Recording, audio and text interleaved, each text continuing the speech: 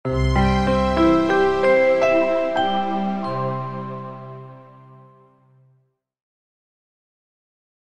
to everyone, welcome back to Mechanical Engineering Smart Library. Today our topic working of centrifugal pump. ఓకేనా, ఈ centrifugal pump యొక్క working discuss చేసేదానికంటే ముందు దాని యొక్క పార్ట్స్ గురించి డిస్కస్ చేద్దాం. See here parts. First one ఏంది? ఇంపెల్లర్. ఓకేనా, ఇంపెల్లర్ మనం దేనిపైన మౌంట్ చేసుకుంటాం? షాఫ్ట్ పైన మౌంట్ చేసుకుంటాం. ఓకేనా, ఇంపెల్లర్ని షాఫ్ట్ పైన మౌంట్ చేసుకుంటాం. ఇంపెల్లర్ అనేది ఏంది అంటే ఇది ఒక రోటార్. ఓకేనా, ఇంపెల్లర్ అనేది ఒక రోటార్. ఈ రోటార్ ఈ ఇంపెల్లర్ చుట్టూ మనం ఏం ప్రొవైడ్ చేసుకుంటామంటే కర్వ్డ్ బ్లేడ్స్ అనేవి ప్రొవైడ్ చేసి ఉంటాయి.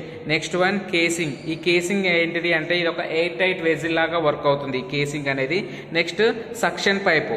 ఈ సక్షన్ పైప్ పర్పస్ ఏంది అంటే వాటర్ యొక్క సంప్లో ఉన్న వాటర్ అనేది పంప్లోకి ఎంటర్ అవ్వాలి అంటే ఈ సక్షన్ పైప్ నుంచి ఎంటర్ అవుతుంది. Next delivery pipe. ఓకేనా, ఫ్లూయిడ్ యొక్క ప్రెషర్ ఆర్ లిక్విడ్ యొక్క ప్రెషర్ ఇంక్రీజ్ అయిన తర్వాత ఆ వాటర్ ఆర్ ఆ లిక్విడ్ని ఈ డెలివరీ పైప్ నుంచి మనకి డెలివర్ చేస్తాం. ఓకేనా, నా ఇప్పుడు వర్కింగ్ గురించి డిస్కస్ చేద్దాం. ఫస్ట్ మన సెంట్రిఫ్యూగల్ పంప్ స్టార్ట్ చేయాలి అంటే ప్రైమింగ్ చేయాలి. ఓకేనా, సెంట్రిఫ్యూగల్ పంప్ స్టార్ట్ చేయాలంటే ప్రైమింగ్ చేయాలి. మరి ప్రైమింగ్ అంటే ఏంటి అంటే ప్రైమింగ్ అంటే ఇక్కడ మనం పంప్ స్టార్ట్ చేసేదానికంటే ముందు ఈ పంపుని మొత్తం కూడా వాటర్తో ఫిల్ చేసుకుంటాం. అంటే ఎక్స్టర్నల్గా మనం వాటర్ అనేది ఫిల్ చేస్తాం. ఎందుకు ఫిల్ చేస్తాము అంటే పంప్ లోపల ఏమైనా ఎయిర్ పార్టికల్స్ ఉంటే ఆ ఎయిర్ పార్టికల్స్ మొత్తం కూడా రిమూవ్ చేస్తాం. మరి ఆ ఎయిర్ పార్టికల్స్ని ఎందుకు రిమూవ్ చేయాలి అంటే మనకి ఎఫెక్టివ్గా సక్షన్ అనేది ఎఫెక్టివ్గా జరగాలంటే అందులో ఉన్న ఎయిర్ పార్టికల్స్ని రిమూవ్ చేయాలి. మరి అందులో ఉన్న ఎయిర్ పార్టికల్స్ని రిమూవ్ చేయాలంటే ఏం చేయాలి?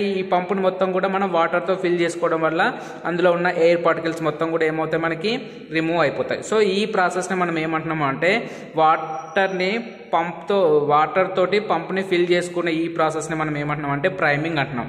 వన్స్ ప్రైమింగ్ అయిపోయిన తర్వాత మనం ఏం చేస్తాం? పంప్ యొక్క స్విచ్ ఆన్ చేస్తాం. ఓకేనా, ఈ పంప్ యొక్క స్విచ్ ఆన్ చేయడం వల్ల ఏమవుతుంది అంటే ఇంపెల్లర్ ఏమవుతుంది? రొటేట్ అవుతుంది. ఈ పంప్ యొక్క స్విచ్ ఆన్ చేయడం వల్ల ఏమవుతుంది?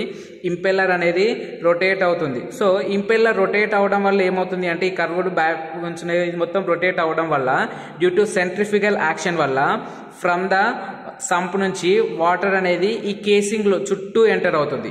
దేనికి ఎంటర్ అవుతుంది?